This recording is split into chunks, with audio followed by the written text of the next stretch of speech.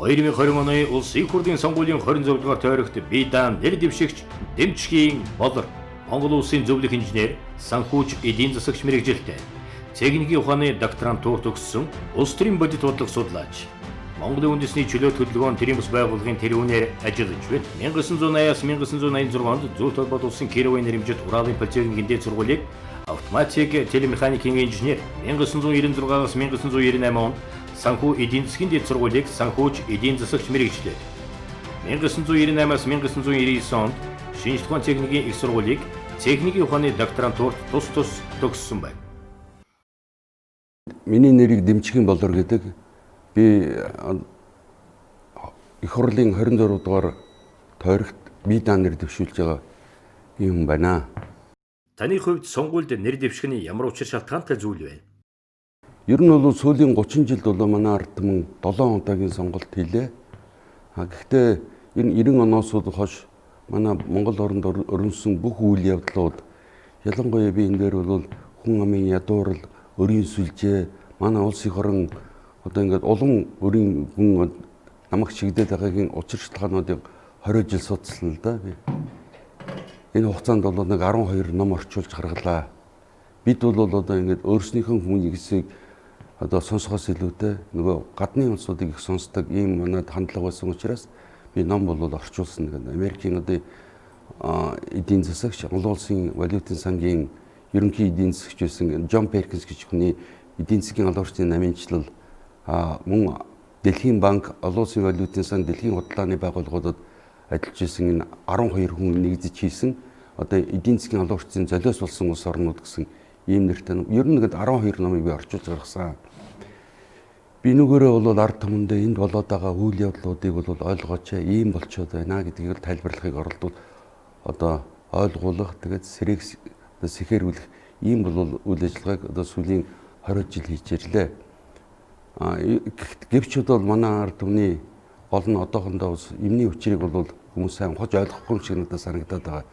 Ер нь энэ бүх үйл явдлууд 90 оны нөгөө ардчсан ховсгол гэдэг нэрээр манад орж ирсэн энэ зориудын зохион байгуулалттай барууны одоо тэр хүйтэн дайны зэвсэг болж исэн тагнуулын байгууллага тусгай албадын энэ чиглүүлэлт даалгавраар бол манад орж ирээд манай одоо энэ ардчлагч нэртэй энэ хэсэг улсууд Монгол ардын хосголт намын тухайн үеийн одоо эрх баригчтай хувилдаж гисэн төрийн иргэлт байгаа. Энэ төрийн иргэлтийн гол зорилго бол Монгол орныг бол одоо үндсэндээ одоо шинэ хэлбэрийн колоничлалд татан оруулах байсан. Тэд нар бол нэгэ хийсэн. Тэгээд одоо 1992 онд бол Монгол улсын үндсэн хуулиар тэд нар энэ өөрсдийнх нь тэр хүйтэн дайны ялалтыг одоо баталгаажуулж авсан. Ийм үл үндсэн хуулиар явсан. Тэгээд энэ үндсэн хууль нь болох зэрэг хэрвээ одоо чинь эрх зүйт төр тулсад амьдарч байгаа иргэн бүрийн дагаж мөрдөх ийм одоо үндсэн хууль болдог учраас манай ард түмний тавилан болцсон байсан юм аа. Тэгэд энэ дээр бол энэ одоо үйл явдал өнгөрөөд өнөөдөр бид нар бол одоо ийм аимшигтай байдалд орчиж сууж байна л да. Энд бол хамгийн гол юм бол одоо ингээд 92 онд манай Монгол төгрөгийг бол одоо үнэхээр бол зүгээр Америк долларын сүйдрэмэт болгосон. Нэг юу гэсэн үг вэ гэхээр тэр бид нар заавал доллартай байж байгалийн бол эвдэн сүйт гэж байгалийн баялгаа тэдний хэлсэн үнээр тэдэн зарж иж Америк доллартай болдог. Эсвэл тэднээс бол одоо доллар зээлж их хэмжээний бол доллар зээлж тэгжээж бол Монгол улс үндсэн одоо өөрийнхөө мөнгөнд тэмдэгтийг гүйлгэнд оруулдаг ийм эрхтэй болгоо хийсэн. Энэ цагаас эхлүүлээд манай орны одоо бидний их орны бол уруудалд ороод эхэлсэн. Энийг бол одоо энийг бүгд нийт нь бол шинэ маягийн колоничлал гэдэг л дээ. Тэрнээс хойш манай бүх үйлдвэр юмнууд сүнж байхгүй болсон та бүхэн мэдж байгаа ховчлог гэж оруулж ирээд. Тэгэд энэс бол шалтгаалаад одоо хүн амын ихэнх нь бол өргөө айл гэж байхгүй боллоо. Тийм учраас энэ бүгдийн одоо гол оншин гол гарц нь бол одоо бид нар энэ байдлаа ойлгох ялангуяа энэ байдал гэдэг бол неоколоничлал орчоод байгааг өнөөдөр бид нар хүлээн зөвшөөрөх хэрэгтэй байна. Ингэж ээж бол энэ неоколоничлалын энэ өрийн гинжийг бид нар тасалж ээж сая эрх чөлөөтэй болно. Миний гол нь одоо сонгуульд дэвшүүлээд байгаа гол ураа болох зэрэг далд колоничлалыг одоо халцгай даварсан дэглэмийг солилцоё гэсэн ийм ураатай бол оролцож байгаа. Нэлээд том глобал асуудлыг хөндөж байна. Энийг засаж хийх боломж байна уу? Энийг бол засах бүрэн боломжтой. Ер нь бол тухайн одоо улс орон одоо колоничлын энэ одоо бахинд өрхөнд ороод ер нь хоёрхан зам байдаг эндээс гарсны дараа. Тэр нь болох нэг нь бол зэвсэг тэмцэл, нөгөөх нь болохоор бол одоо хууль тогтоожлын юмнаас гардаг л да. Ийм л хоёр зам байгаа. Өнөөдөр бол ялангуяа COVID-19-ийн дараа биднэрт бол ийм боломж бүрдэж байна л да. Яагаад гэвэл энэний COVID-19-ийн одоо уршигаар дэлхийн нийтийн эдийн засаг бол өнөөдөр зогсонгүй байж байна. Бүх газар бол одоо ингээд уналтанд орсон байж байгааг бол мэдэж байна. Мөн бол биднийг нөгөө колоничжсэн улсууд ч гэсэн маш хэцүү байдалд орсон. Үндсэн хуультай өөрчлөлт оруулах хэрэгтэй. Хоёрдугаар бол Монгол банкны хуулинд бол өөрчлөлт оруулах хэрэгтэй. Энийг таслаагүй цагт өөр одоо нэр дэвшигч нам эвсэл нэр дэвшигчдүүдээс дэвшүүлээд байгаа юу ч одоо биелэх боломжгүй юм аа. Энийг бол бид нэр ойлгох хэрэгтэй. Энэ бол сайхан амлалтууд болол үлдсэн. Харин энэ бол дэглэм улмал манад гүнзэг ирээд бүр одоо бид нарыг эцэстээ бол гарахаар гол ийм байдалд хүрэх гээд байна. Тийм учраас бидэнд бол үнэхээр энэ байдлаа хүлээн зөвшөөрч энийгээ бол бид нар засахын тулд бүх ард түмнээр нэгдэх хэрэгтэй байна. Бид нар бол өнөөдрийн одоо сонгуул гэдэг бол ер нь монголчуудыг талцуулах гэсэн харийн технологи шүү дээ. Тэгээд бол Монголыг болохоор ингээд 4 жил тутам сонгуул явуулаад зарчсан гэдэг нэртэй одоо ийм сонгуул явуулаад байна гэдэг чинь монгол элчүүдийг нэгдүгээр талцуулах, хоёрдугаар бол тэдний хооронд нь бол одоо ингэж мөргөлдүүлэх гэсэн ийм л арга. Хэднээс бол гадны колоничдад тухайн ард түмнүүдийг ийм цул байлгахыг хүсдэг.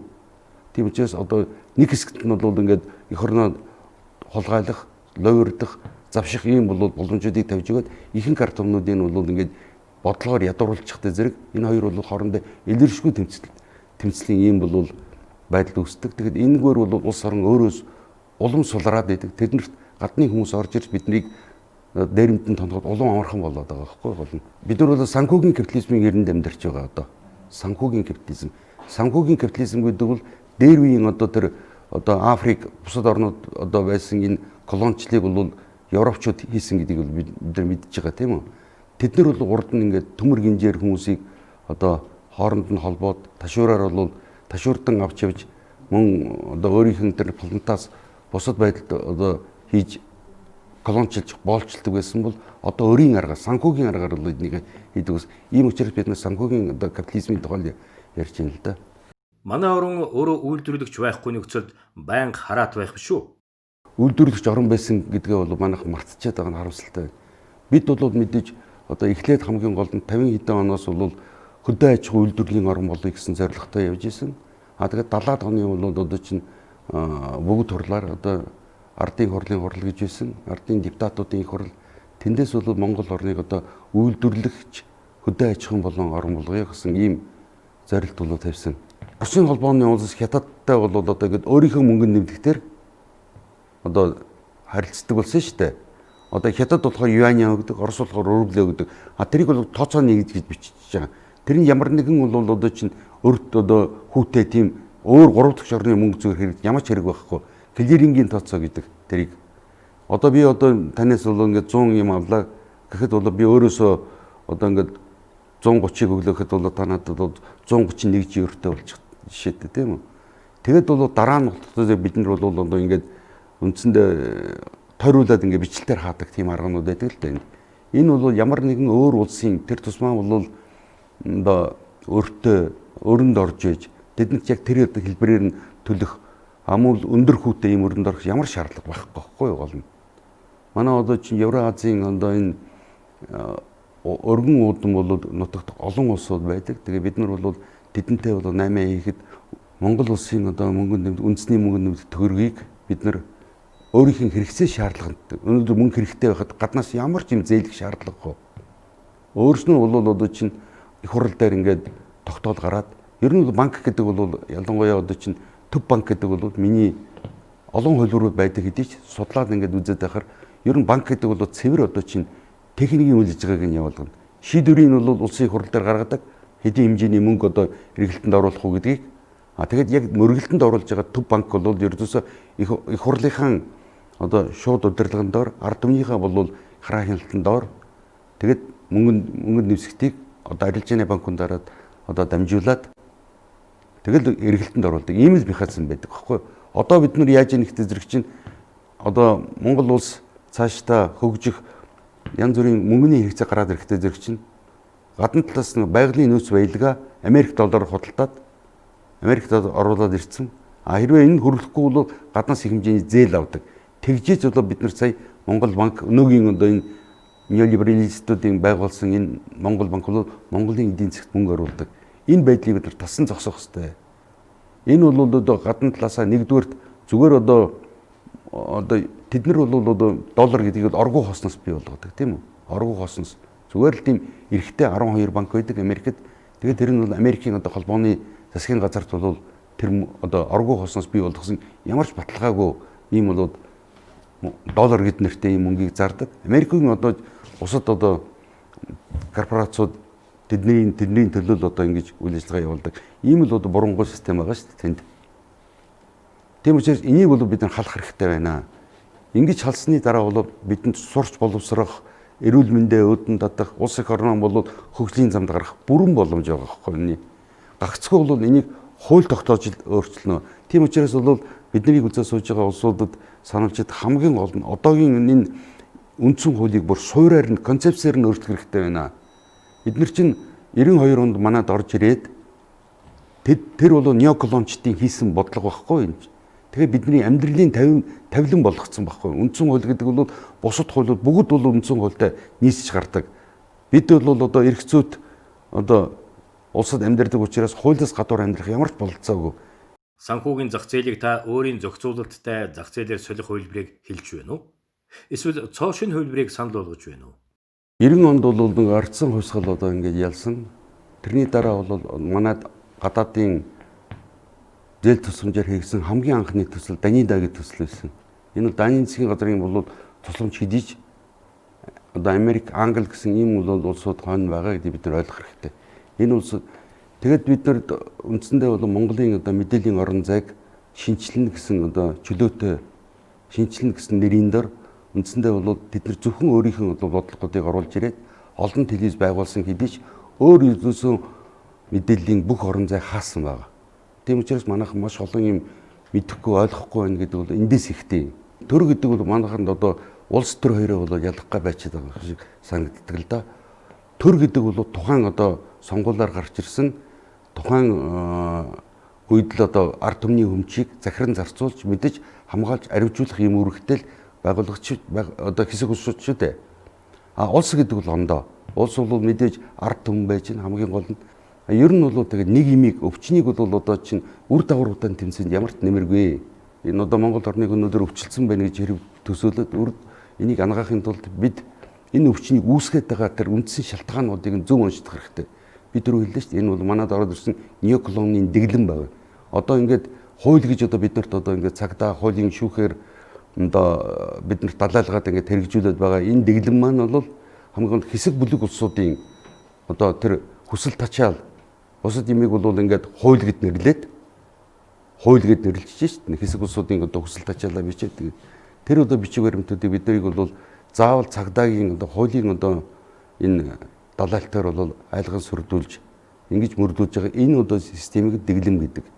Энэ системийн бол одоо чинь ялангуяа одоо өнөөдрийн ультра либерал одоо энэ юмнуудын дараагийн шат нь бол нацизм, фашизм шүү дээ.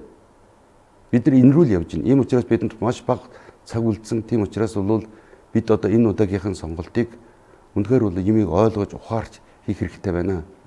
Тэгдэм бол одоо дараа нь бид нар хамгийн гол нь үндсэн хуулиа өөрчилж Монгол банкныхаа одоо хуулийг өөрчилснөөр бид нар үндэсний мөнгөнд нэмэгдээ өөрийнх нь амьдралын хэрэгцээ шаардлаганд зориулж одоо тэгж одоо бид нар өөрснөө үйлдвэрлэн гаргадаг болох хэрэгтэй. Гүйлгэнд оруулдаг хэрэгтэй гэсэн үг байхгүй юу? Тэгжээж л бид нар энэний бүх одоо энэ гадны колоничлын гинж дөнгөнөөс мултрах ганцхан арга зам байгаа. Өөр арга зам байхгүй. Жинхэнэ эрдэм мэдлэгтэй хүнэн төрдөн сонгоцгоё. Улсын их хурлын сонгуулийн 26 дугаар тойрог Баянгол дүүрэгт бие даан нэр дэвшигч Дэмчгийн Болор